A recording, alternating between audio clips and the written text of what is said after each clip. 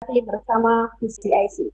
Hari ini adalah edisi ke-15, tanggal 1 April 2020, dengan mengangkat judul Peran Pendidikan dalam Menyiapkan Generasi Emas. Hari ini telah hadir dua orang tamu hebat, yang salah satunya adalah baru menjabat sebagai Kepala Bidang PTKP, Dinas Pendidikan dan Kebudayaan Kota Pontianak, Bapak Pariono MPD, dan yang satu lagi hari ini adalah kali kedua beliau hadir pada program saya.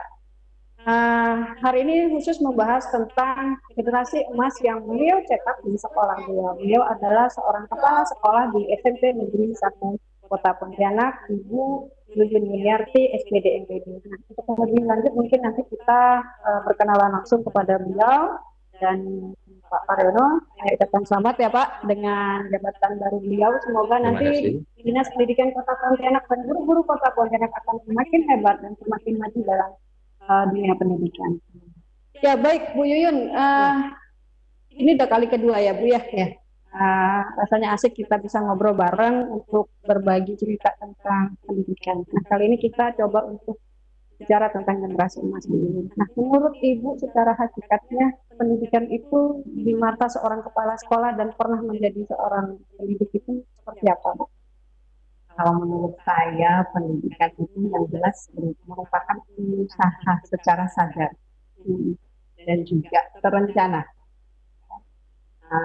sadar dan terencana supaya terjadi proses belajar, di mana proses belajar ini dapat memfasilitasi siswa agar dia aktif untuk mengembangkan potensi diri yang dimiliki oleh anak, sehingga dia memiliki kemampuan, keterampilan yang tentunya berguna bagi dirinya, bagi keluarga, masyarakat, dan bangsa. Ya, itu saya. Oh iya, baik. Nah, beliau ini adalah seorang kepala sekolah berprestasi, kemarin memenangkan tingkat nasional ya Bu ya, lomba kebersihan sekolah, KS dan sebagainya. Jadi ceritanya akan lebih panjang nih kayaknya nih pemirsa. Nah, cuman kali ini kita fokus ke generasi emas ya Bu ya. Nah, baik, kita coba menggali lagi nih pengetahuan beliau atau apa sih yang sudah beliau lakukan buat siswa-siswa beliau di sekolah sehingga banyak sekali yang mendulang prestasi di tingkat nasional maupun daerah. Nah, Bu Yuyun, bagaimana Bu ceritanya menciptakan pendidikan yang bermutu bagi siswa kita? Ya, tentunya kita tidak lepas dari yang menjadi tujuan pendidikan nasional dan untuk mencerdaskan kehidupan bangsa. Berdasarkan atas itu semua, ya, kita memberi pemahaman kepada pendidik bagaimana kita bisa mewujudkan siswa-siswa peserta didik kita menjadi generasi emas yang di tahun 2045 nanti, karena mereka inilah yang akan menjadi pemegang tampuk pemerintahan. Nah, anak-anak yang sekarang usia SMP, SMA ini bagaimana kita coba memfasilitasi supaya semua kemampuan dan keterampilan diri sesuai dengan kecakapan abad 21 itu senantiasa tergali dan kemudian itu menjadi kemampuan dia untuk dia memiliki keterampilan, life skill ya, sehingga dia bisa seperti yang tadi saya sampaikan berguna bagi dirinya, bagi keluarga, bagi masyarakat. Ya, dan tentunya bisa mewujudkan cita-cita yang tujuan pendidikan nasional. Iya, baik. Nah, pemirsa, kali ini pertanyaan saya tujukan buat kedua narasumber hari ini. Pak Pariono dulu mungkin ya, Bu ya. Pak, menurut Bapak nih Pak, generasi emas dari pandangan sudut pengambil kebijakan. Baik, terima kasih. Mungkin saya akan mencoba bercerita sedikit tentang sejarah pendidikan yang ada di negeri kita ini. Mungkin sekarang kita sudah masuk atau menyiapkan generasi emas. Kontekstual generasi emas ini kan masa di mana kita sudah menjalani suatu sistem pemerintahan. Bangsa kita ini kan sudah mengalami suatu kehidupan menjadi sebagai bangsa yang merdeka, sehingga yang sebentar lagi berusia satu abad. Nah, era milenial kan begitu ya. Namun demikian, mungkin saya cerita sedikit tentang pendidikan yang ada di negeri kita. Bahwasanya berdasarkan sejarah ya, sejarah yang mungkin kita pelajari kan gitu ya. Ini juga cerita para leluhur kita, para orang tua kita, guru-guru kita.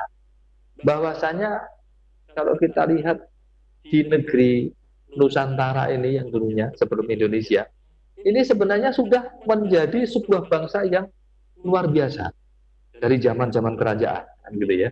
Dari zaman kerajaan itu sudah ada sebuah apa namanya kemasungan di dalam kerajaan-kerajaan itu. Artinya apa? Bahwasanya di sana sesungguhnya bangsa ini telah memiliki suatu karakter sebagai bangsa yang luhur, bangsa yang cerdas, bangsa yang hebat. Nah, memang mungkin barangkali ya berangsur-angsur karena adanya sebuah peradaban, nah sehingga ya terjadi pasang surut sebuah kerajaan itu hal yang biasa. Kemudian sampai pada akhirnya di masa-masa perjuangan, di mana ya, konsepsi untuk menjadi sebuah bangsa yang mandiri harus dilakukan melalui suatu perjuangan yang luar biasa, nah, yaitu perjuangan para pahlawan kita. Nah, hal ini disebabkan karena memang mungkin barangkali juga tingkat pengetahuan kita ya seiring adanya perubahan peradaban. Kalau Bu Yuyun tadi mengatakan bahwa ya konsepsi pendidikan ini adalah upaya secara sadar ya, Bu Yuyun ya, satu usaha secara sadar. Kalau saya mungkin barangkali saya kembangkan dari situ ya usaha atau upaya secara sadar dalam rangka untuk menciptakan generasi yang memang cerdas gitu ke depan, bisa menghadapi sebuah tantangan atau peradaban yang semakin mengglobal ini yang semuanya serba ya makin berkembang sesuai tingkat perkembangan zaman yang ada.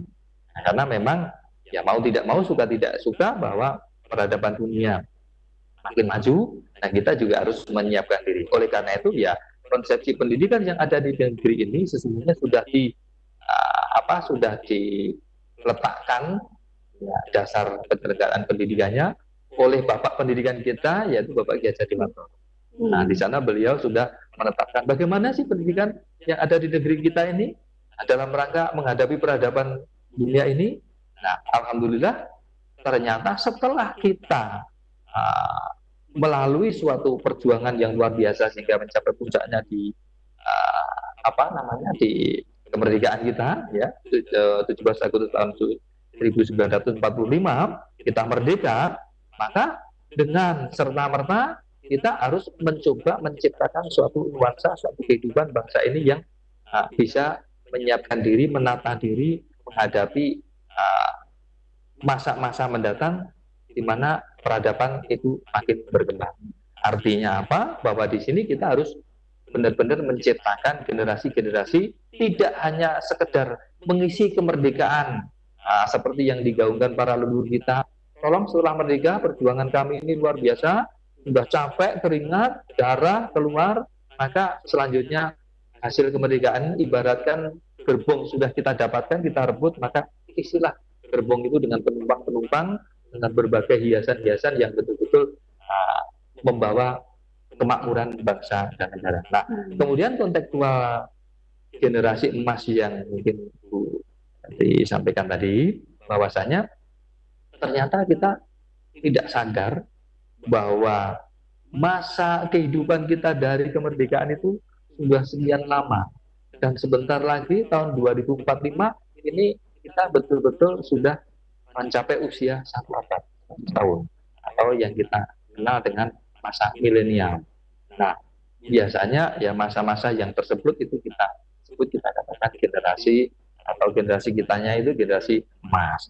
Oleh karena itu, ya seiring dengan perkembangan zaman, perkembangan dunia, di mana teknologi berkembang di mana-mana, maka ya kita juga harus berusaha untuk menyiapkan generasi-generasi kita dengan berbagai aktivitas kita menciptakan sebuah nilai-nilai di negeri ini dalam rangka untuk menjadikan anak-anak kita bisa mempertahankan bangsa dan negara ini dari hasil perjuangan para leluhur kita itu, nah, sehingga menjadi bangsa yang bermartabat sesuai dengan cita-cita yang tertuang di dalam undang-undang, kita menjadi masyarakat yang adil dan makmur. Harapannya ke sana.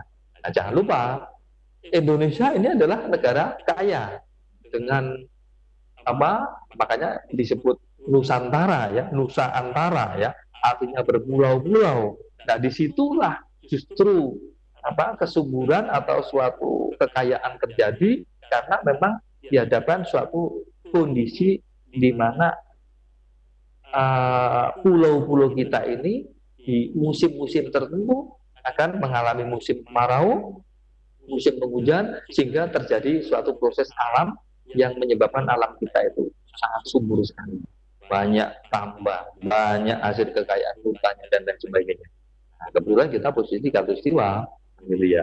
Oleh karena itu, dengan negara yang sangat luar biasa dan kaya ini, kalau kita tidak rawat, kita tidak siapkan generasi kita untuk membangun bangsa dan negeri ini, lalu siapa lagi? Karena jangan lupa bahwa kita pernah dijajah oleh Belanda dan Jepang, dan cukup lumayan lama. Berapa banyak kekayaan kita itu dikuras oleh mereka, tapi kita masih kaya. Nggak habis-habisan, Pak. Wah, habis-habisan, betul. Nah, dikurasnya kekayaan itu disebabkan karena kita belum memiliki sebuah peradaban yang bisa menyatukan warga Nusantara ini menjadi sebagai warga kesatuan. Dan setelah merdeka Indonesia Raya, kayak begitu ya, kita dipersatukan melalui Sumpah Pemudanya menjadi suatu negara yang berdikari, merdeka, dengan kekayaan berlimpah. Ini harus kita siapkan. Karena di luar sana ternyata Bu Yuyun juga ya, pelaku di lapangan, praktisi di lapangan dalam rangka memberikan mungkin para siswanya, itu banyak orang-orang asing yang berupaya untuk masuk ke negeri kita, untuk mengambil kembali kekayaan. Selama ini kan kita dijajah ya, masa kita mau dijajah lagi? Kita tidak mau.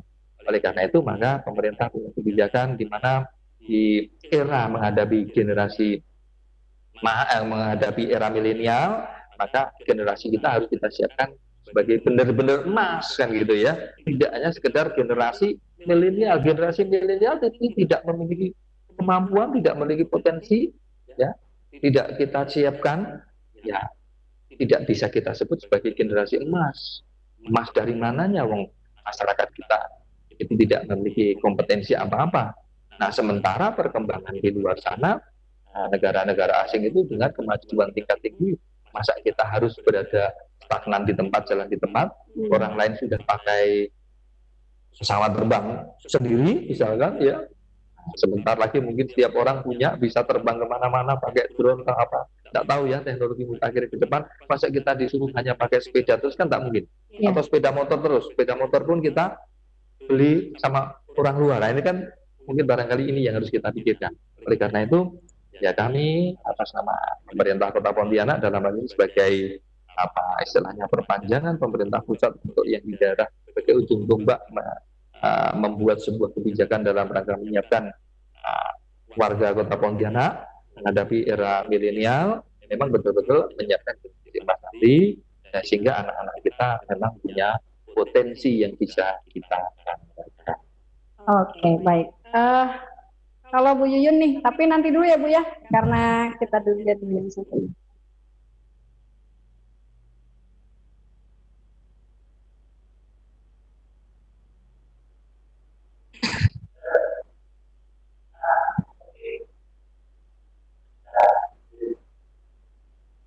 Nah, untuk Pak Pariono aja dari 15 menit.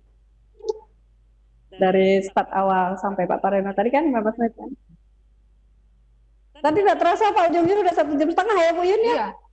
Ya makanya kemarin kalau saya cerita itu mau dikasih 2 jam nggak cukup. Ya konteksnya kan makanya saya kebijakan, ngambil sejarah, ngambil tindakannya. Saya harapkan nanti Bu, Pak, kami dengan kebijakan Bapak, kami masalahnya di sini begini, gitu loh. Nah, nanti kan akan ada argumentasi dari saya kan. Nanti saya akan mengerucut pada sebuah. Oke, jadi kita sepakat, Bu Yuyun. Kembali kamu ke yang tadi Pak, yang menggunakan digital online. Nah, iya. Kan permasalahannya boleh, tidak apa-apa. Nanti pokoknya dengan keterampilan. Iya, kita diarahkan ke sana. Mengalir aja lah pokoknya. Iya, itu ya mengalir. Ini punya kadang kisi-kisinya saya nggak anu lagi, sudah lah, ini udah masuk. Tanya-tanya aja. Mau di TVRI aja kemarin saya ditanya, keluar dari pertanyaan. Iya. Ngalir tadi, Pak, jadi lain yang ditanya Pak. Siapa suruh lain?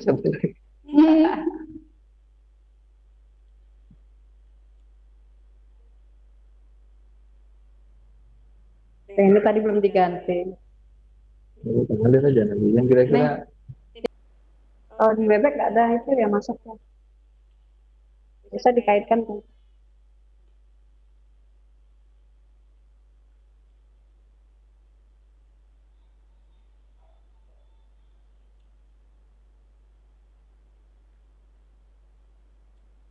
ya anu. Berat ya? Udah.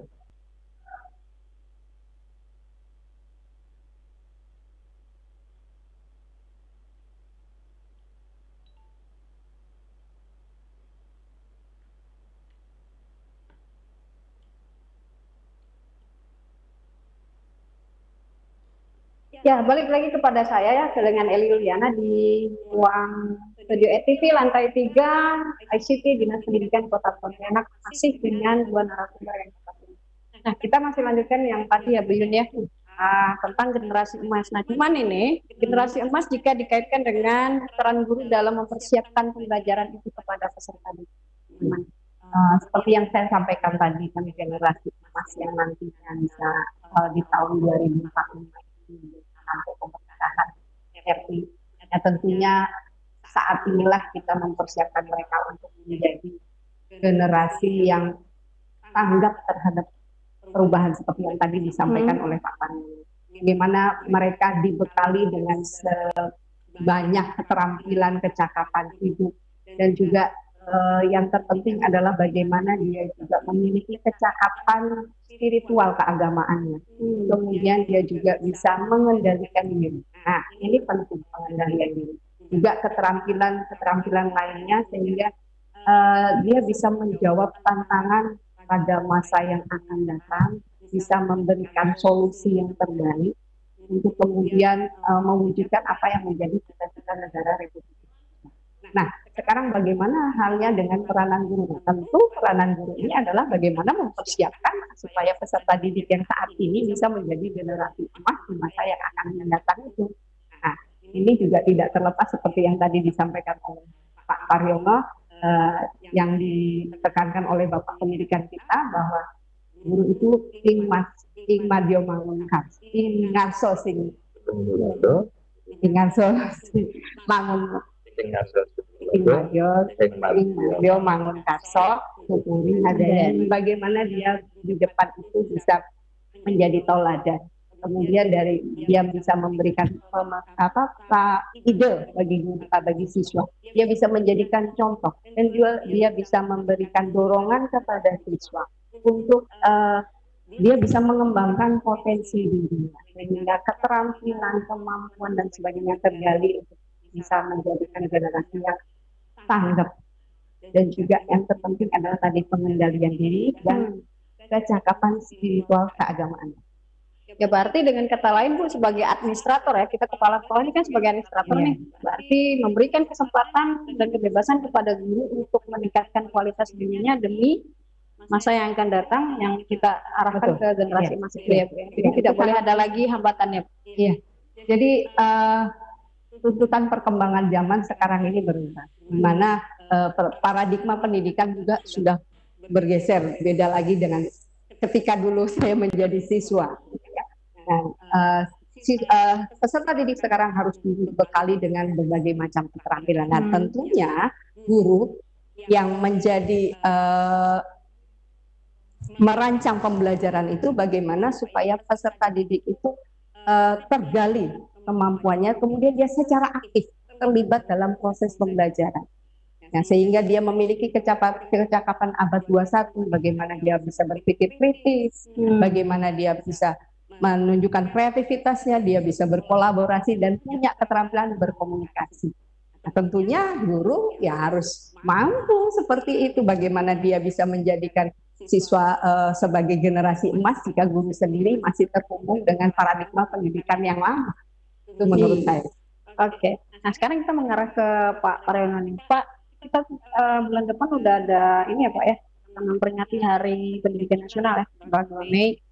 Nah itu kan salah satu temanya adalah bangkitnya generasi emas Indonesia.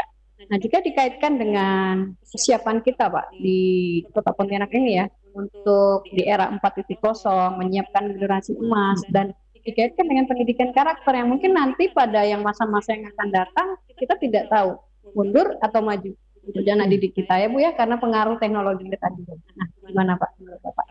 Jadi gini ya, dari konsep yang tadi berkaitan dengan menyiapkan generasi, tadi menyampaikan bagaimana sih kiprahnya seorang guru dalam rangka menyiapkan generasi emas itu, gitu ya.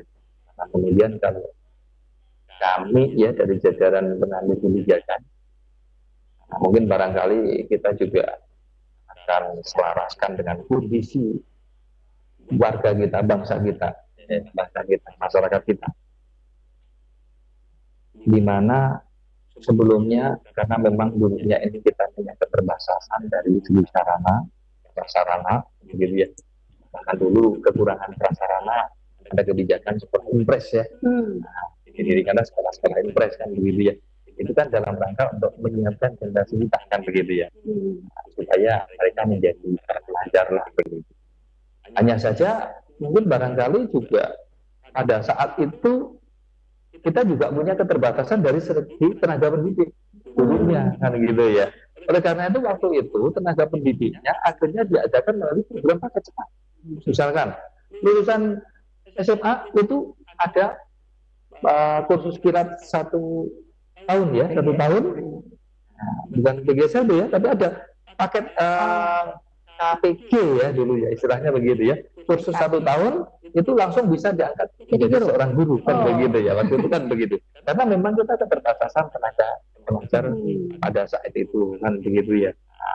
Nah kemudian juga, nah seiring perkembangan ini ya, karena banyak paket-paket cepat tadi, nah, karena kita juga dalam rangka untuk sesegera mungkin bisa mengetaskan kondisi anak-anak kita supaya bisa mengenyam pendidikan dengan baik, maka akhirnya kita mungkin barangkali tidak terpikirkan di mana karakter anak-anak kita ini berbeda-beda. Iya. Masyarakat kita, anak kita itu berbeda-beda. Indonesia itu luas loh, dari Sabang sampai Merauke. Jadi mereka itu punya tingkatan cara berpikir yang satu dengan lain itu berbeda-beda. Nah sementara pada saat itu kita kan punya keterbatasan, sehingga akhirnya kita memberikan pembekalan kepada guru, kemudian proses pembelajaran, buku satu dipakai untuk berdua, waktu itu kan begitu ya, saya ingat sekolah saya waktu masih kecil ya, 1 buku untuk berdua. Kemudian berkembang, akhirnya bisa kita membeli buku, tapi kadangkala ya yang tidak bisa beli buku pinjam kakak kelasnya. Kalau sekarang kan buku sudah tidak demikian lagi, ada buku elektronik. Jadi sumber belajar itu bisa didapatkan dari anak-anak itu udah tahu lah caranya, dari internet, dari apa sekarang sudah bisa didapatkan. Kalau dulu kan nggak ada. Nah sehingga perkembangan waktunya akhirnya kita lalu menjadi seolah-olah menjadi kok terbiasa mengajar dengan cara sistem textbook atau menggunakan konsep pengetahuan saja yang kita sampaikan, kan begitu ya, knowledge-nya saja, sehingga menafikan karakter kita. Akhirnya semua anak kita beri tingkatan pengetahuan saja semuanya. Jadi semua kita beri tingkatan pengetahuan. Nah kalau Bu Yun tadi mengatakan pembekalan dari segi perilaku karakter perilaku itu kan bukan knowledge, itu kan berarti ada sebuah kepribadian dan nilai sikap yang kita tanamkan kepada mereka, jadi mereka memiliki peradaban lain lagi. Nah, berkembangnya zaman sampai ini ternyata masih terdapat sebagian guru-guru kita, ya kita juga maklum ya, sadar ya, ada beberapa daerah terpencil sana memang terus terang saja guru kurang, sarananya juga terbatas. Nah, prasarananya ada juga mungkin barangkali masih numpang-numpang sekolah, numpang di mana kan begitu ya. Tapi insya Allah kalau Kota Pontianak, alhamdulillah Kota Pontianak luar biasa. Maka saya katakan kita berani ya, untuk Kota Pontianak siap menuju pada generasi emas kan begitu ya. Nah, hanya saja mungkin dalam hal ini kami sampaikan kepada kawan-kawan kepala sekolah untuk melakukan sebuah pengelolaan. Saya tidak tahu ya kondisi yang ada di lapangan seperti apa. Kami tetap mengharapkan ada laporan secara detail terkait dengan bagaimana PDN yang terjadi sudah menuju mengarah persiapan generasi emas atau belum kan begitu ya. Nah, pada tahapan sekarang ini kami mengharapkan proses pembelajaran di kelas, di sekolah itu ini mencoba untuk menggali karena ada beberapa kompetensi yang sudah ditanamkan, sudah disampaikan ya, ada standar kompetensi bagi pendidik ya. Di sana ada untuk yang lama nih ya. Kemarin kita sudah keluar kebijakan baru sedang diuji publikan, di mana kompetensi bagi guru yang dulunya ada 4 ya, ada 4 kompetensi pedagogik, kemudian kepribadian, kemudian profesional, dan lagi sosial ya. Nah, terutama yang pedagogiknya ini yang kadang-kadang agak terabaikan. Nah, pada kompetensi guru yang akan datang ini katanya ya sudah dipublikan kemarin ada telekonferensi ya dari Jakarta dipublik tentang itu, di mana itu dimasukkan ke dalam pedagogik itu dipecah lagi dimasukkan dalam kompetensi yang lain dibaurkan digabungkan. Nah, saya mungkin bicara yang sudah ini yang lama dulu ya tentang pedagogiknya. Mohon maaf, kawan-kawan kadang-kala belum menggunakan sebelumnya. Bukan tidak menggunakan ya, sudah. Tapi belum maksimal. Mohon maaf ya, belum maksimal menggunakan sepenuhnya kompetensi pedagogik yang harus kita gali dari si anak-anak ini. Sehingga terdapat beberapa ya guru kita mungkin maka dari itu kami berharap nanti ke depan itu berubah. Nah, dalam rangka generasi emas nanti kan gitu. Ini masih mengajar dengan kontekstual ya konsepsi pengetahuan. Padahal kita sudah gulirkan kebijakan di rapor itu kan ada pemilahan nilai ya. Satu kesatuan, tapi dalam hal memperoleh nilai tolong dimilahkan bahwa kompetensi anak itu tidak hanya pengetahuan saja. Pedagogik itu kita mencoba mencari karakter kadang-kadang muncul tuh di kompetensi dari segi dari segi keterampilan. Maka ya dari segi psikomotornya kita kembangkan. Maka di rapor bisa. Nah, kemudian kognitifnya jelas, ini kan hasilnya. Ada dari segi perilaku, yang kami sampaikan, karena sesungguhnya seorang anak tanpa perilaku maka ilmu pengetahuan yang disampaikan itu akan menjadi istilahnya tidak punya arah yang jelas. Orang lupa dengan Tuhannya. Tadi betul, ya. Itu lupa dengan Tuhannya kan begitu ya. Nah, itu dari sisi sikapnya. Maka di situ di rapor itu kan kita pilih ya ada nilai perilaku, sikap, ada nilai psikomotor, ada nilai kognitif jelas itu dari dulu kan begitu. Nah, kami berharap kawan-kawan itu bisa memilih karena ada anak-anak yang punya kompetensi tingkatan terkecil itu dominan otak kanan. Otak kanan itu kalau diberi ya konsep yang sifatnya knowledge pengetahuan itu sudah pasti terabaikan kan begitu ya. Nah, tapi kalau diberi tentang keterampilan atau mungkin ada sebuah nilai-nilai, wah dia luar biasa. Suruh bernyanyi dia luar biasa. Main gitar tanpa diajari dia bisa. Nah, Kalimantan Barat ya, itu alhamdulillah nampaknya banyak ya talenta-talenta yang dimiliki anak-anak kita ini. Ya band-band anak sekolah itu kan banyak itu. Musiknya luar biasa. Kemudian mungkin barangkali dari psikomotor keterampilan. Nah, inilah yang mungkin akan kita jadikan acuan, coba kita pilih ya. Kita pilih kompetensi anak ini supaya nanti berikutnya ke jenjang selanjutnya itu bisa memilih jenjang pendidikan yang lebih mana kan gitu ya. Ini menyatakan generasi emas. Jangan anak kompetensinya di praktek psikomotor lalu diberi ilmu pengetahuan melulu bosan kan gitu ya. Nah, ini kita harapkan ke sana. Oleh karena itu dalam generasi emas nanti ya kita benar-benar siapkan. Oleh karena itu kita ajarkan mereka dari sisi sesuai dengan karakter kompetensi pribadinya. Di sisi lain memang kita ajarkan abad 21 kita siapkan di mana mereka itu diberi pengetahuan, diberi sebuah konsep, mereka itu bisa menganak-anak jauh ke depan. ini kok seperti ini ya. Misalkan nyebrang sungai ini pakai perahu itu supaya bisa nyebrang dulu, karena perahunya diluruskan atau gimana kan? Nah, ini kan berpikir titis. Nah, kalau ini tidak disampaikan ke anak untuk berpikir yang ini, perahunya harusnya miring melawan pada arus supaya bisa nyebrang ke sana lurus gitu ya. Kayak sebuah konsep berpikir titis. Kawan-kawan yang ada di lapangan, kami mohonkan untuk menciptakan kondisi anak-anak ini mampu menyajikan dirinya, kompetensi yang ada di dalam dirinya ini benar-benar sehingga sesuai dengan karakter tersebut. Jadi kita tidak menyiapkan anak dipaksakan orang bisanya atau mungkin dia pandainya main gitar dipaksakan untuk belajar matematika. Nah, itu. Jadi itu yang kita harapkan mungkin bagi dalam di lapangan nanti kita coba gali lagi, kita mintakan kompetensi anak ini kita siapkan dengan acuannya sudah ada, sehingga benar-benar sesuai dengan kompetensi kita, bangsa akan terselamatan, generasi akan terselamatan. Iya. Ya, baik pemirsa, diskusi akan lebih menarik lagi selanjutnya karena akan ada interaktif dari teman-teman kita yang di ruang Webex ya, yang berasal dari Indonesia.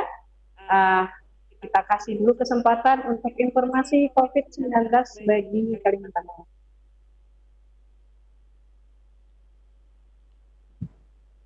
Nanti ditanyain ke dulu menanggapi pernyataan. Ya, itu tadi saya maunya itu tadi. Pernyataan Pak Haryono bagaimana?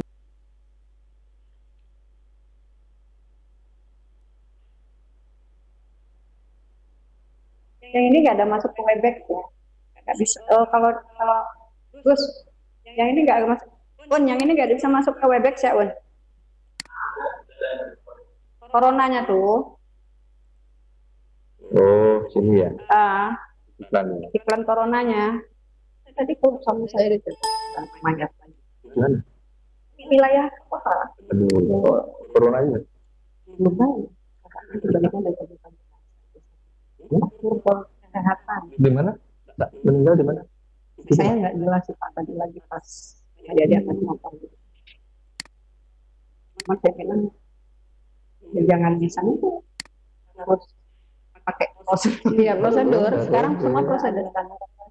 Enggak, kalau meninggalnya di rumah itu jangan. Jadi apa? Aduh, itu yang kemarin kan ada Pak di mana lagi daerah atas. Sudah jatuh tergeletaknya itu di lantai dari tempat turun. Tapi sakitnya tahu enggak? Ya, disebutnya udah sakit. Selama ini sakit. Nah, Itu kalau sakitnya corona. Kalau sakitnya karena mungkin stroke lah atau apa enggak. Kalau sakitnya karena ini kan Kemarin Pak tapi kan sakit. Oh, nanti kan jelas. Arun gak nyaman dah dia bikin narasi Run. Ambil yang di narasi saya aja Run. Jelas. Itu upload internet. Tapi saya tidak bikinkan channel suami. Banyak. Kalau yang penting orangnya pada saat menjelang meninggal kan ada yang nunggu. Tidak ada tanda-tanda batuk, demam, yang batuk turun, cuman kan pas pada hanya 3 hari di rumah sakit itu kan Pak, masyarakat akhirnya tanya. Sebelumnya di rumah. Oh, kalau sudah di rumah sakit terjadi nanti karena sakit jantung, sakit rumah. Iya. Maksudnya nggak penyakit apa? Karena kan gini Bu, ini yang kamu riskan lawan kan dengan corona ini kan paru-paru. Kalau Pak ini dari Sumatera, Sulawesi Utara kalau nggak salah. Pak Andreas. Kalau ETV ini program saya ada 2 tim Bu. Tim yang ETV lokal sama yang virtual. Jadi yang bikin player itu teman-teman yang virtual semua. Sama narasi di bawah. Memang nggak kerjaan beliau kan. Kalau campur ke sini, biar teman-teman di sini. Biar sini konsen penyiaran, di sana publikasi kita. di arah 2 langsung.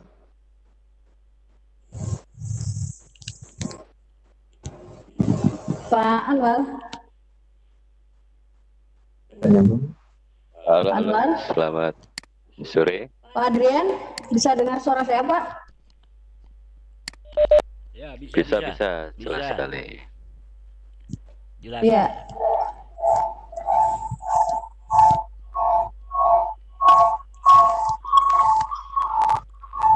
Ya, nanti videonya diaktifkan ya, teman-teman.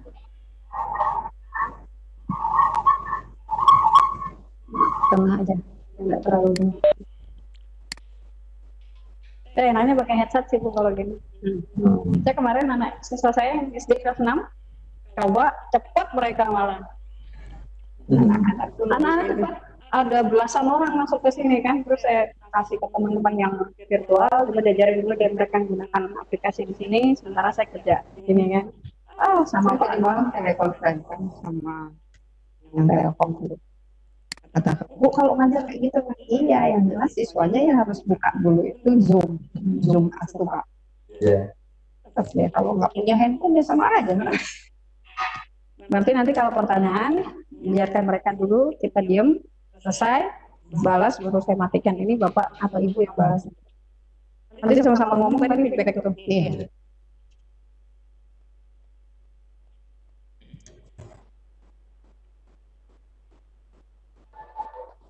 Tidak, Kak? Siapa ganti baterai? Pak Baryono? Hidup ini dulu.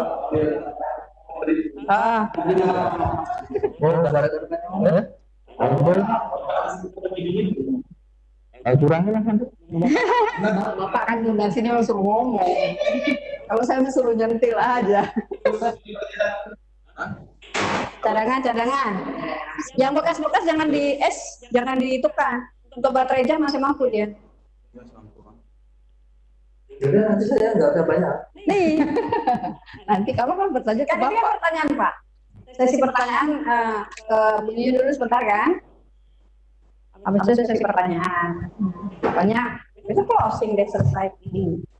Ya, sudah. Sambil nanti closing terakhir, segmen terakhir Pak, kita dari Dinas Pendidikan Kota Pontianak sama ITV mengucapkan hari ini kan Hari Pers Nasional Pak. Oh gitu ya. Nah, itu iya. Selamat dari Pers Nasional ya. Iya. Yang ke Berapa Agus tadi? 87 ya? 87. Benar nih serius. nanti lupa. Turun. Hari ini ke 87 kan? Tadi nanti dari kami lah, dari program kami kan. Terakhir closing. Nah, motonya apa Pes tuh? Apa ya motonya tadi ya? Slogannya apa tadi? Cuman tadi ucapan selamat aja kan? Semoga pers semakin maju dan sukses. Pers Nasional ya.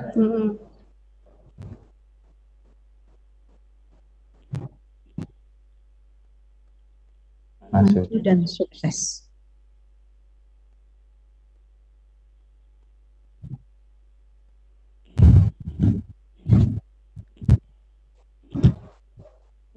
Pers Nasional itu kan media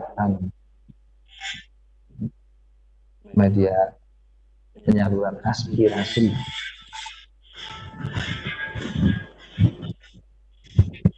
Gue kirain mau mulai. Sekalian ketip sana Pak. Pak Tarmizi rumah masih.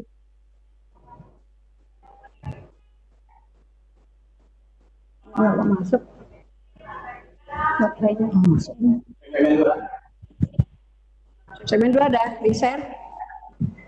Kasih Juna biasa di grup. Di grup anak-anak virtual kan bisa share. Terutama yang di grup virtual nanti langsung di share aja link YouTube-nya.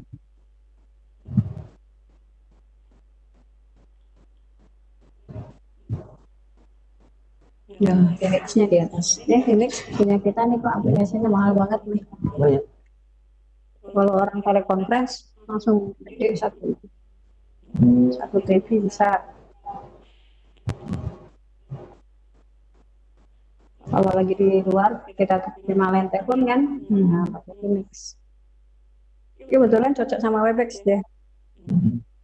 Ya walaupun sih juga susah nyatukannya, ada adaptasi aplikasi kan.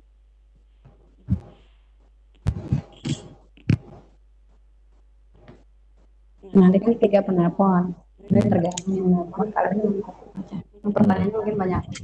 Iya, ini kan bisa nih.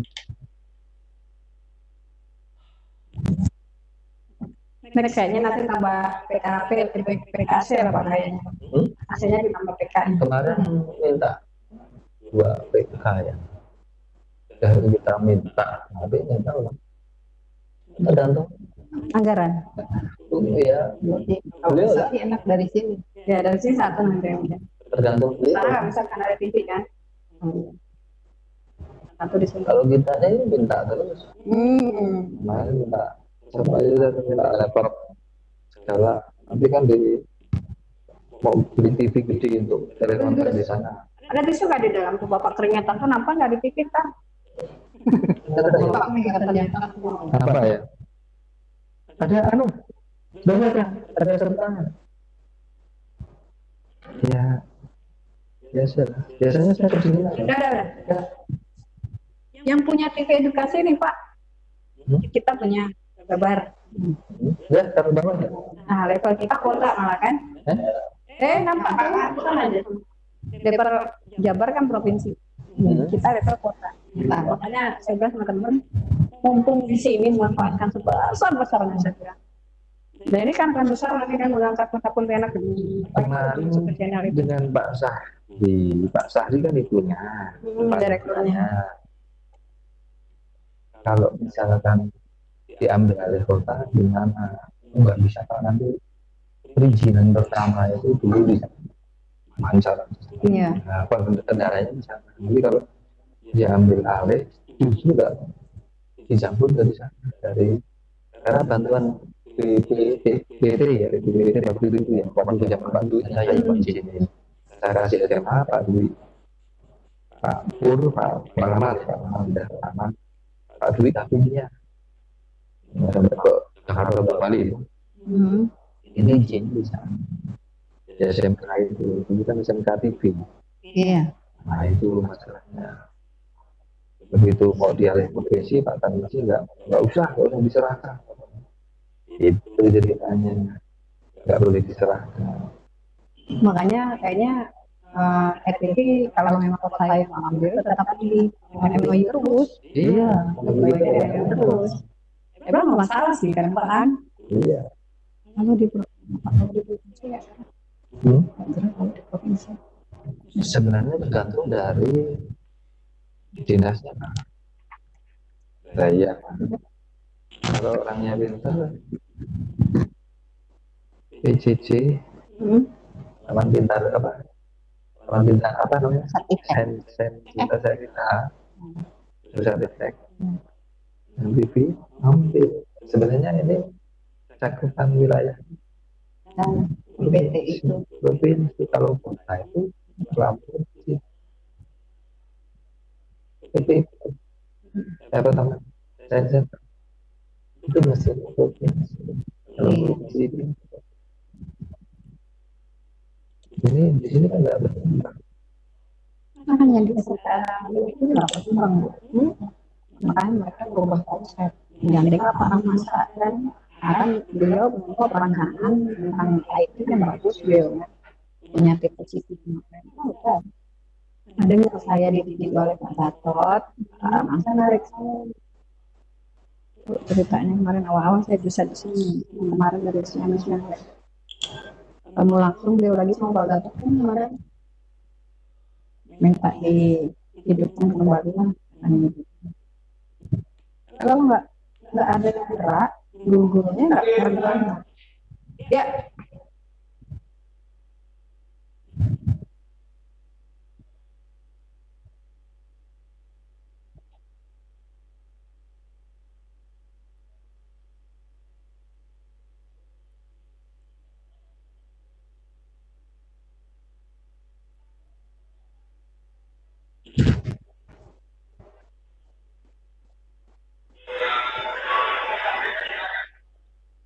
Nah, itu tadi baru mau.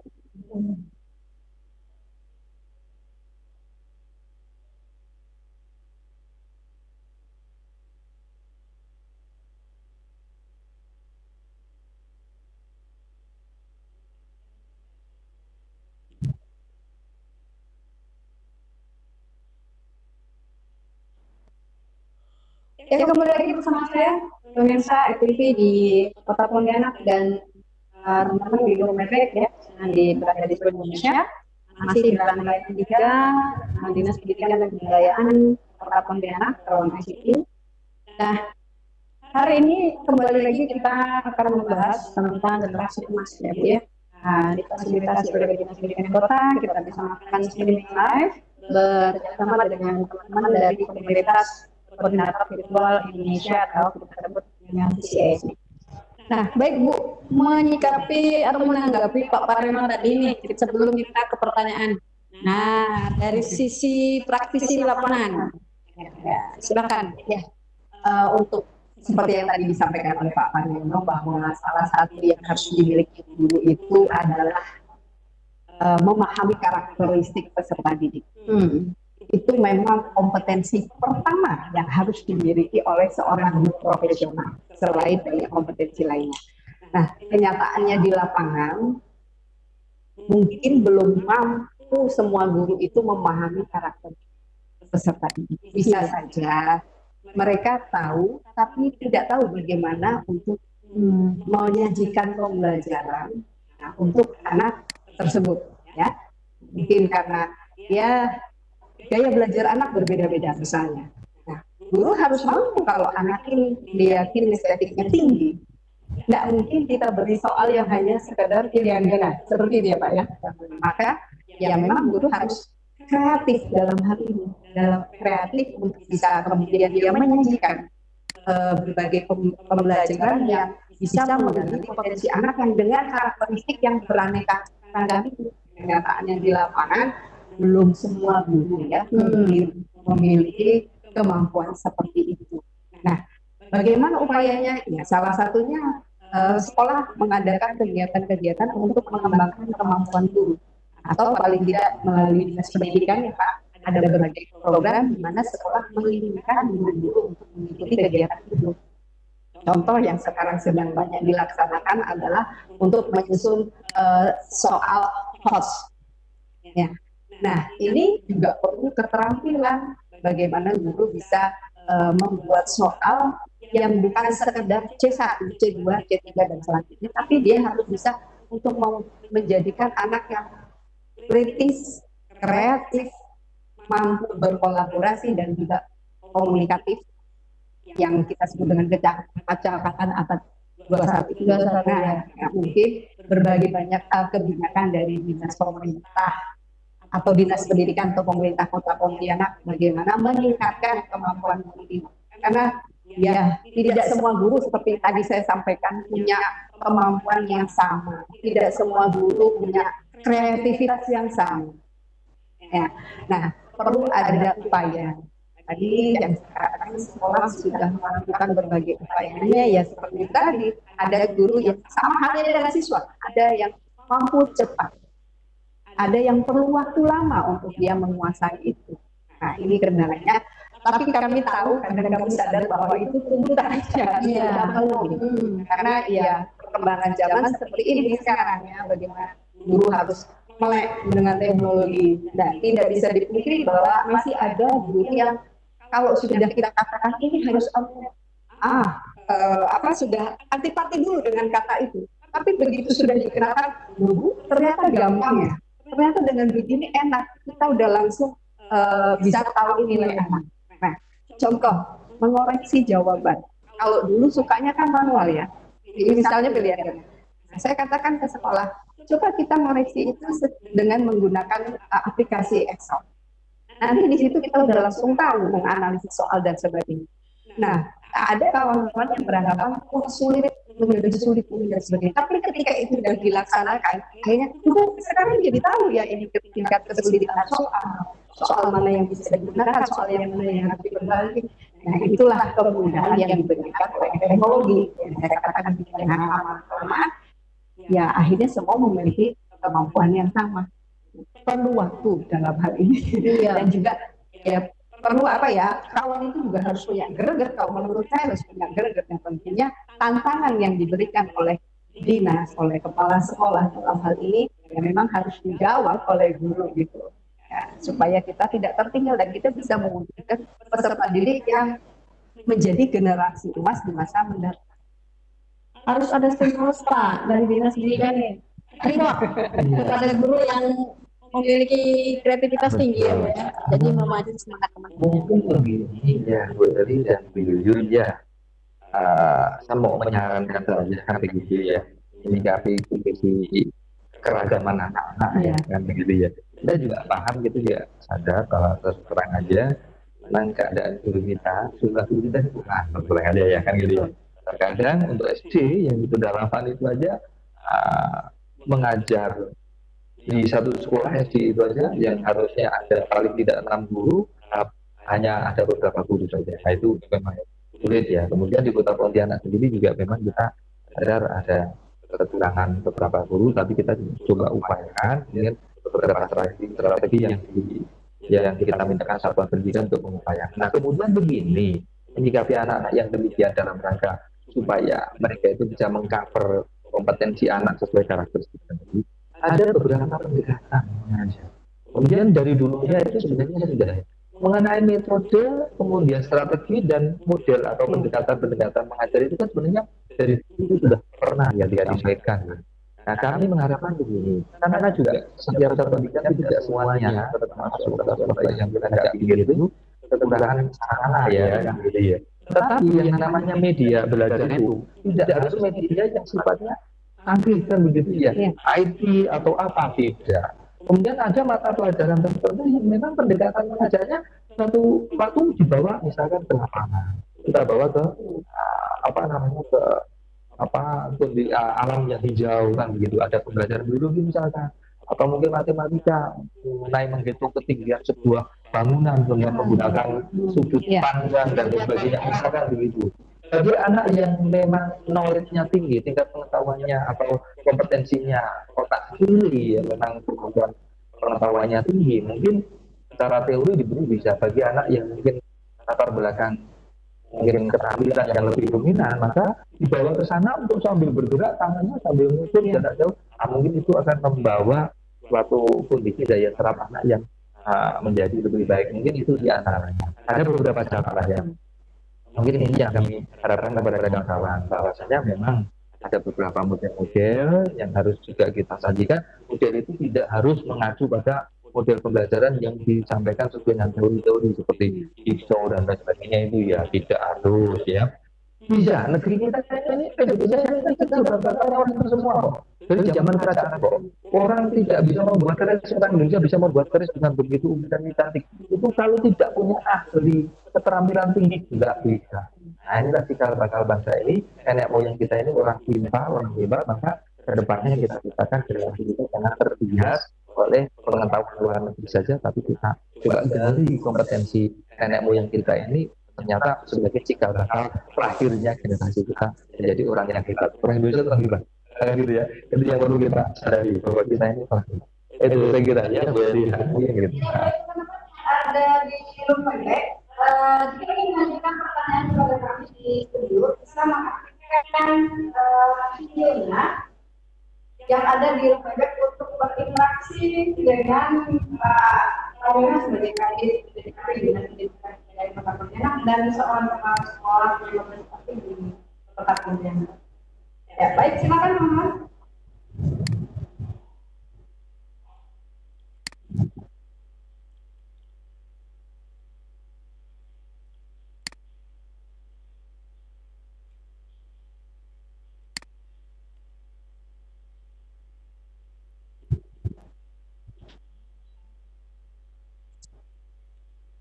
Iya, ada yang berkali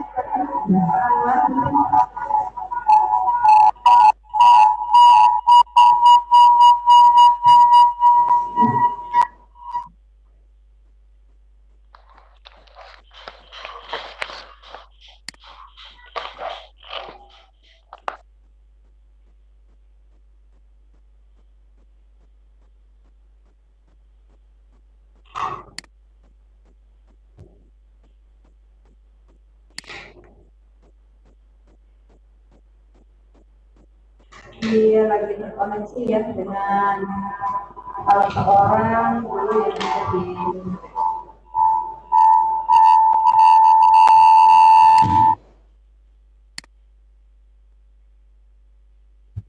ya, silakan Pak.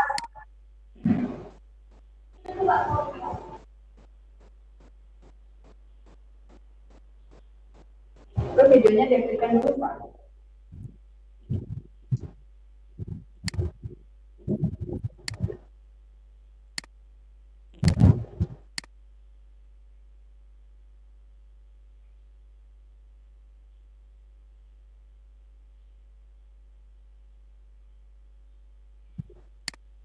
Ya, halo Pak Anwar.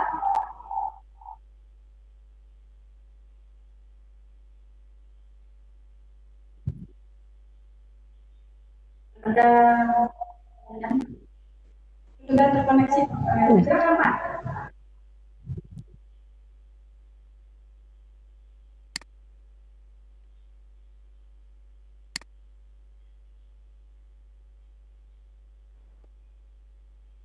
Berapa isinya? Atau tadi sudah terkoneksi yang kedua Pak?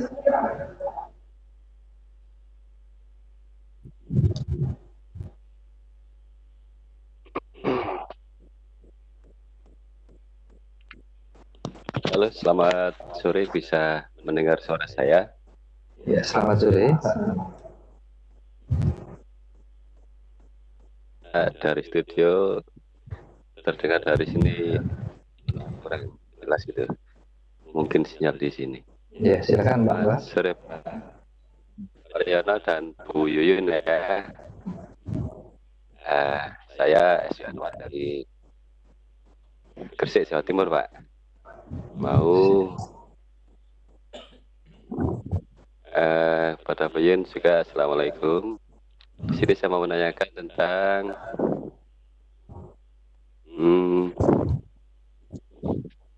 cara menyiapkan siswa-siswi kita yang akan datang. Kira-kira yang sudah dipersiapkan, yang sudah dijalankan selama ini, baik kompetisi ini sejauh mana hambatan-hambatan mungkin bisa dicarikan agar lancar niat kita untuk benar-benar menyiapkan generasi emas kita ini yang sekarang ini masih berusia muda untuk mengembangkan dan di Indonesia. Dari segi dari pihak Bapak Paryono selaku Bapak pejabat pemerintah, mungkin nanti juga Bu Yuyun dari pihak akademisi, bagaimana tanggapan menurut Pak Paryono dan Bu Yuyun ya? Pertanyaan dari saya akhiri. Wassalamualaikum. Waalaikumsalam. Baik, Boleh, baik. Terima kasih Pak Anwar dari Gresik, Pak ya. Bagaimana cara menyiapkan atau mungkin barangkali di sini dalam rangka untuk mengembangkan atau melahirkan generasi emas ini bisa betul-betul menjadi negara yang siap menghadapi suatu tantangan. Kita kembali kepada konteks keberadaan putra-putri kita, bahwasanya konsep pendidikan yang terjadi selama ini kan selalu dialamatkan kepada satuan pendidikan. Padahal pendidikan utamanya, intinya adalah di keluarga. Peran utamanya adalah di keluarga. Sekolah sebagai lembaga pendidikan formal adalah lembaga yang membantu tata cara kebutuhan dari putra-putrinya para siswa ini tidak bisa didapatkan di keluarga, di masyarakat, atau di fasilitas umum. Oleh karena itu, maka pertama yang harus kita siapkan, kita komunikasikan lebih lanjut dalam rangka menyikapi peradaban ini adalah kita berkoordinasi kepada para orang tua bahwasanya tugas untuk mendidik putra putri ini kita bersama, bukan satuan pendidikan gitu ya. Kalau semuanya diserahkan pada satuan pendidikan, di sekolah itu satu orang menangani paling tidak dalam satu kelas SMP itu 32 siswa. Kalau SD 28 siswa. Itu sudah tidak akan bisa optimal dan waktunya sangat terbatas. Secara umum, ya, dari jam 7 selesai nanti jam 1 atau mungkin setengah 2 atau jam 2 paling lama kan begitu ya. Nah ini waktu yang disajikan di satuan pendidikan. Hanya memang kita di satuan pendidikan bisa melakukan sebuah intervensi karena alur pendidikannya itu jelas, program ada kurikulumnya kan gitu ya. Nah ini yang pertama. Jadi kita koordinasikan satuan pendidikan dari sekolah ya, satuan pendidikan itu dengan orang tua bahwa tugas mendidik itu adalah tugas kita bersama. Nah kemudian yang kedua, bahwasanya ada sebuah sistem penjaminan mutu pendidikan, di mana di dalamnya di sana secara internal oleh satuan pendidikan, maka satuan pendidikan menyiapkan seperti yang saya sampaikan tadi, ada beberapa model-model pendekatan karena karakteristik anak kita ini kan beda-beda. Nah, keterbatasan jumlah guru yang ada di setiap satuan pendidikan juga menjadi sebuah halangan, tapi kita akan mencoba memacu, memotivasi kepada orang-orang. Kita pemerintah kita juga melakukan pemetaan atau penataan terhadap bapak dan ibu guru ini. Tapi di sisi lain, secara internal ini menciptakan sebuah situasi dan kondisi di mana bahwasanya pendidikan itu menjadi sebuah kebutuhan. Oleh karena itu, maka konsepsi sekolah ramah anak itu menjadi satu yang sangat penting ya. Konsep ramah anak ini artinya bahwa anak merasa sekolah itu menjadi rumah keduanya. Dia mendapatkan layanan yang baik, merasa betah di sekolahnya, sehingga terkait itu dilakukan. Kalau mungkin barangkali apa yang disampaikan oleh Bapak Ibunya akan bisa diterima dengan baik. Nah, kemudian yang ketiga, bahwa dalam hal ini paling penting baik dari pusat sampai daerah ini juga harus menyikapi ada sebuah kebijakan dalam rangka untuk memenuhi ya maksimal mungkin ya sebisa mungkin sesuai dengan kondisi yang ada di daerah masing-masing terhadap kebutuhan daripada satuan pendidikan yang ada. Nah, kemudian di sisi lain bahwasanya kita jangan lupa menerapkan konsep-konsep terhadap penanaman nilai yang ada pada anak-anak kita karena begini bahwasanya terus terang aja jujur aja di era milenial ini anak-anak kita ini lebih merasa hebat bangga tatkala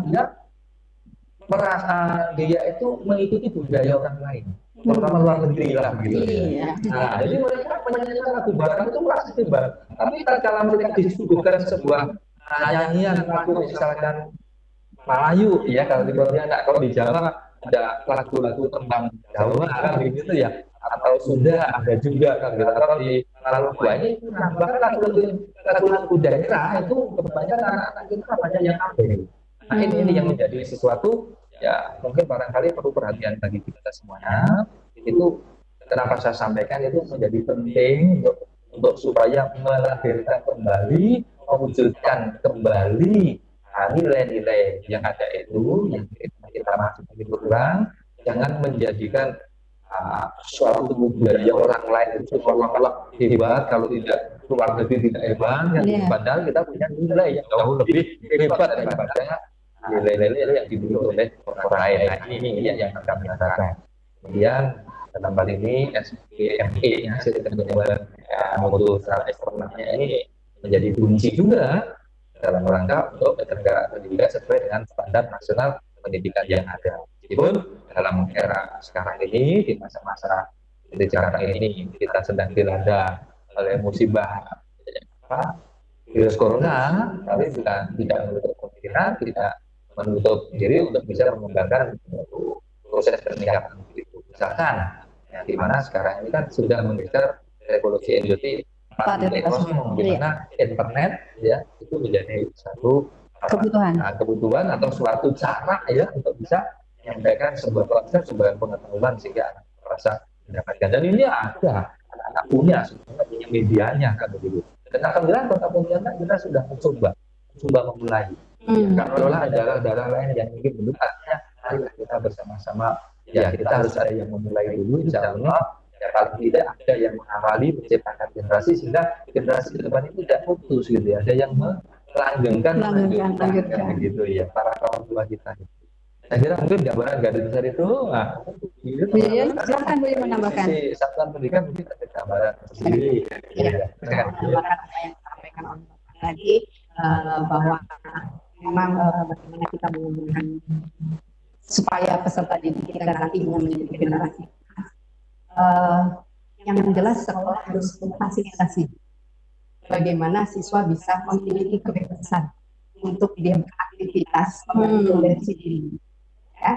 Nah, juga seperti yang tadi Bapak katakan, jangan bangga dengan mencontoh yang mana, kenapa enggak yang Indonesia saja gitu kan.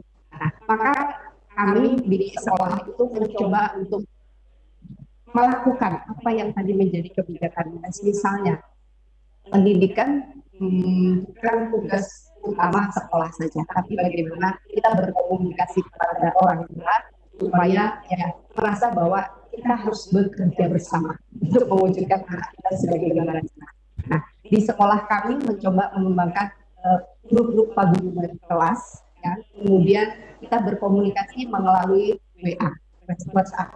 Nah, kami juga mengajak orang tua untuk menciptakan kelasnya itu supaya anak merasa betah, merasa menjadi rumah keduanya. Nah, dalam hal ini wali kelas bersama orang tua itu mengadakan pertemuan bagaimana memperbaiki kelasnya supaya anaknya betah. Iya. Nah, sehingga di SMP 1 itu kalau kita masuk ke kelas-kelasnya itu akan beragam. Ada yang ini dengan gambar pemandangan, ini dengan air masuk, ini dengan tata surya dan sebagainya, itu berbeda-beda. Karena kami mencoba menantu orang tua untuk turut serta dalam mewujudkan anak-anak ini menjadi generasi emas. Nah, selanjutnya juga kita mencoba memfasilitasi agar anak merdeka belajar.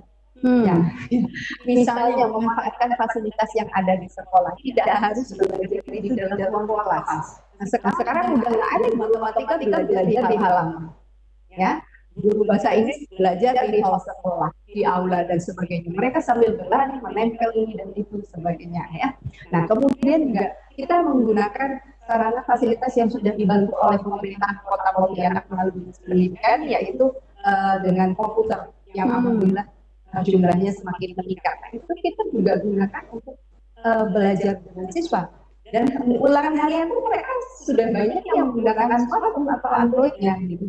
Nah, dari situ kita tahu bahwa anak ini lebih senang ya menggunakan gadgetnya itu untuk belajar. Untuk belajar, ya benar. Bagaimana supaya guru atau mindsetnya kalau sekolah kami tidak melarang anak menggunakan, hanya ada batasan aturan apa yang digunakan.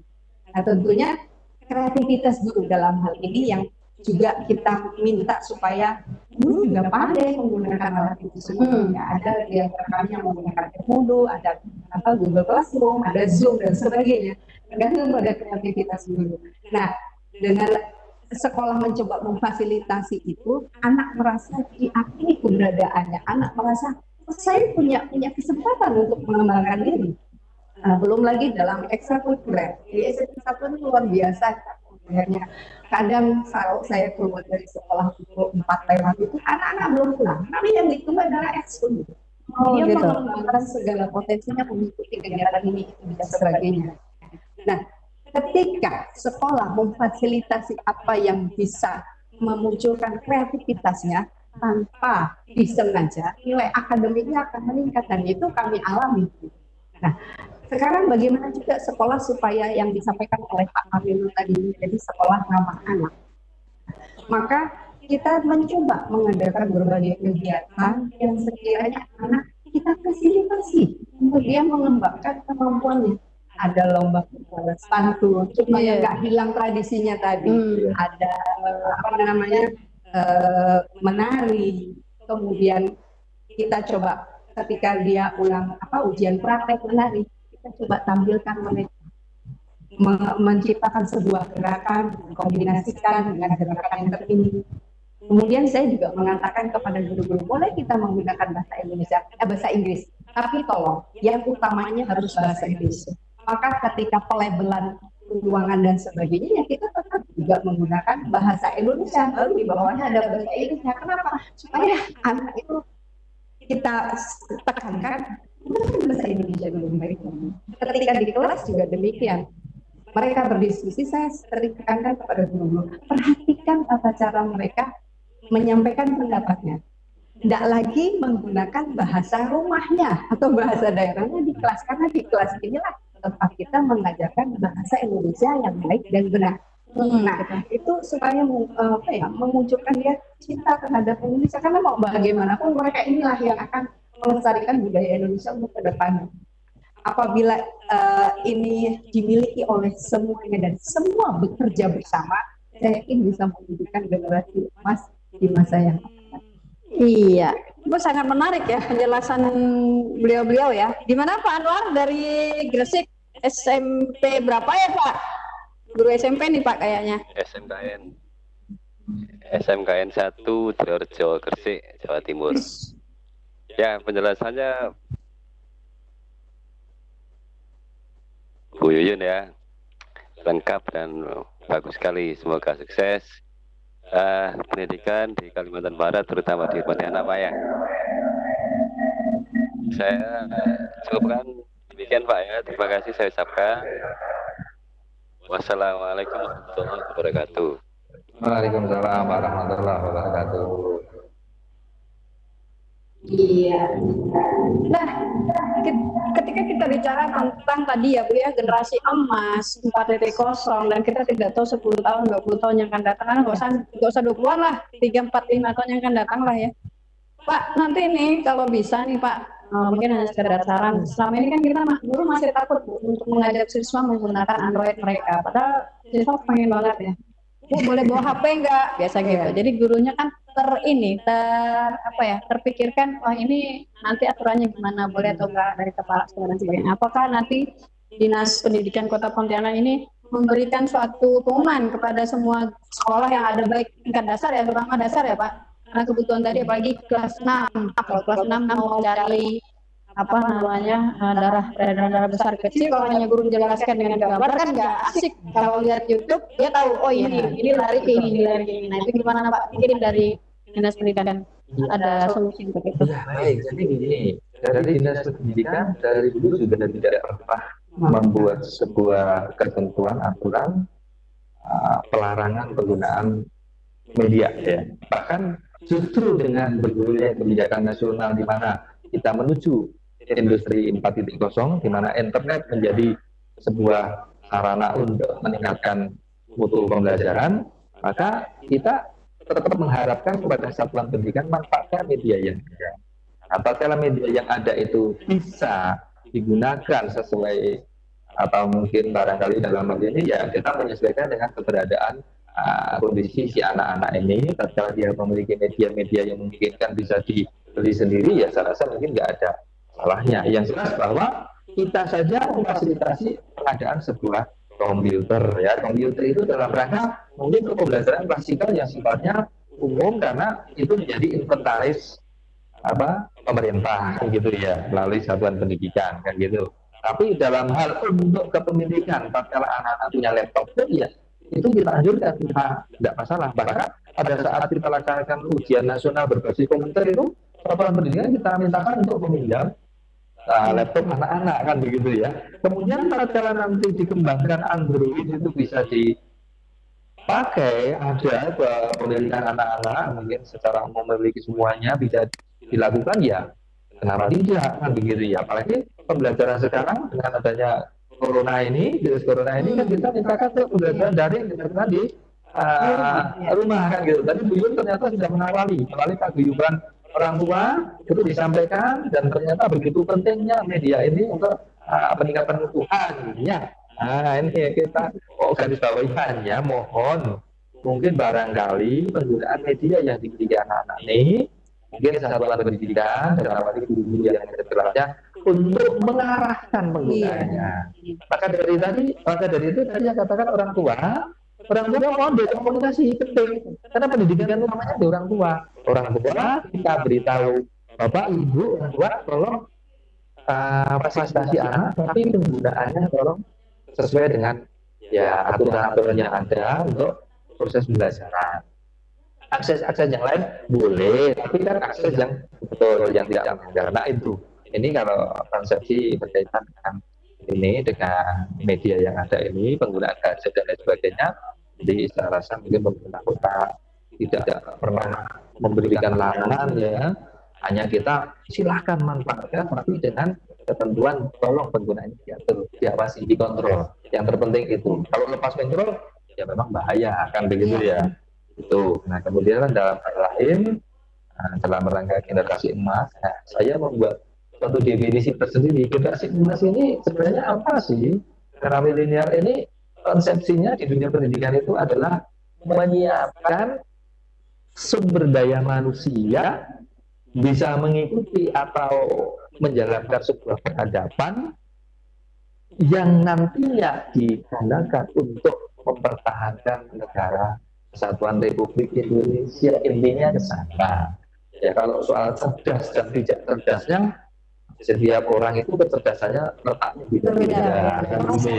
Tapi utamanya, yuk Mas ini adalah menyiapkan SDM menghadapi peradaban yang global, mempertahankan dan mengisi kemerdekaan atau menjaga kedaulatan negara Kesatuan Republik Indonesia. Nah intinya itu untuk pendapat gitu ya. Berarti Merdeka Belajar tadi saya tertarik Merdeka Belajar kedepannya mungkin tidak ada ini Bu ya, karena tadi apa namanya konsep dari sekolah satu sekolah yang lain kan kepala sekolahnya kan mungkin mempunyai konsep yang berbeda tentang penggunaan Android tadi Pak. Nah, yang dibutuhkan guru-guru di lapangan adalah statement sendiri dari Dinas Pendidikan Kota melalui sebuah surat khusus bahwa sekolah bahwa setidaknya Android itu diberikan kebebasan pada gurunya untuk menggunakan dan mengarahkan ke media pembelajaran karena menurut zamannya gitu ya. Nah, itu mungkin statement itu yang ditunggu teman-teman di lapangan.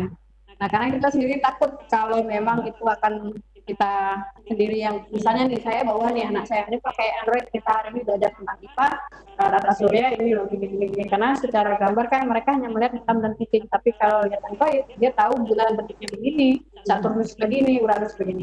Nah baik, sebelum kita lanjutkan lagi, kita jeda dulu untuk informasi tetap pada situasi COVID-19 di daerah Kalimantan Barat untuk bisa menciptakan anak-anak atau membentuk generasi yang kreatif juga. Dan tentunya seperti yang tadi saya sampaikan di awal bahwa jangan lupa dengan penanaman atau kemampuan spiritual keagamaan dan pengendalian diri. Sehingga ketika dia sudah memiliki banyak kemampuan dan keterampilan, dia tidak lupa dengan hakikatnya bahwa dia adalah seorang makhluk Tuhan. Itu menurut saya. Ya, mudah-mudahan kebijakan pemerintah dalam hal ini bisa memfasilitasi guru untuk mewujudkan generasi emas Indonesia 2040. Iya. Nah sekarang Pak Marion nih Pak, ada titip pesan teman-teman dan harapan untuk ke generasi emas kita ke depannya Pak. Baik, jadi kembali bahwa Indonesia ini adalah negara yang sangat besar, penduduknya sangat banyak, 260-an juta lebih ya. Nah, kemudian demografinya, ini yang perlu kita garis bawahi, artinya usia produktifnya, usia di mana potensinya seharusnya lebih produktif, lebih besar daripada usia yang lanjut atau usia yang tidak produktif. Nah, kemudian tugas kita ini adalah untuk menyiapkan generasi pengganti generasi tua dalam rangka untuk menghadapi sebuah perubahan peradaban. Karena peradaban ini akan selalu berkembang, selalu berubah, kemudian teknologi juga akan semakin maju. Maka tugas kita menyiapkan generasi tersebut dalam rangka untuk menjaga kekayaan bangsa dan negara ini. Karena sesungguhnya negeri ini negeri kaya. Hanya kekayaan alamnya belum bisa diolah oleh anak negeri sendiri.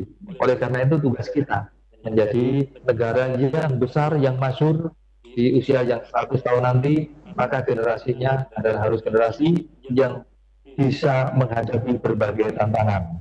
Jadi untuk menjaga, mempertahankan kedaulatan negara Kesatuan Republik Indonesia dari Sabang sampai Merauke yang kekayaannya masih ada yang belum bisa kita gali, maka insya Allah ke depan kita siapkan anak-anak kita, generasi-generasi kita yang menggantikan para kaum tua ini menjadi generasi yang lebih hebat ke depan. Saya kira itu yang bisa saya sampaikan. Iya, baik pemirsa RTV, kita sudah berada di acara ya. Saya Emiliana dalam bekerjasama dengan RTV sebagai TV Pendidikan dan kami sebagai sebuah komunitas yang mengkoordinir kegiatan virtual Indonesia, dan juga ini kegiatan didukung oleh Dinas Pendidikan Provinsi Kalimantan Barat, Dinas Pendidikan dan Kebudayaan Kota Pontianak, Dinas Kominfo Provinsi Kalbar, dan juga tadi komunitas koordinator virtual Indonesia, sehingga terjadilah program yang kita sebut dengan Yuk Ngopi Ngobrol Penuh Inspirasi bersama VCIC. Yang terakhir, hari ini adalah hari pers nasional. Kami keluarga besar dan acara dari Yuk Ngopi Ngobrol Penuh Inspirasi bersama VCIC mengucapkan selamat hari pers nasional. Semoga pers Indonesia semakin maju dan sukses. Assalamualaikum warahmatullahi wabarakatuh. Waalaikumsalam warahmatullahi wabarakatuh. Oke, selesai. Foto dulu, mumpung masih beringatan Pak.